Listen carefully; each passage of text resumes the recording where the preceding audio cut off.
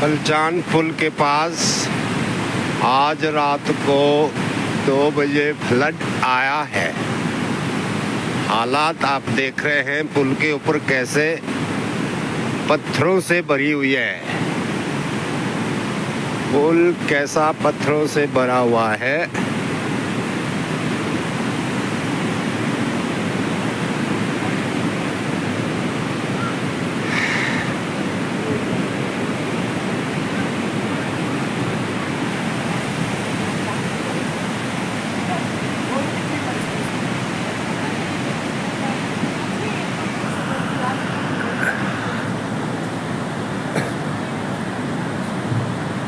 मारा दिल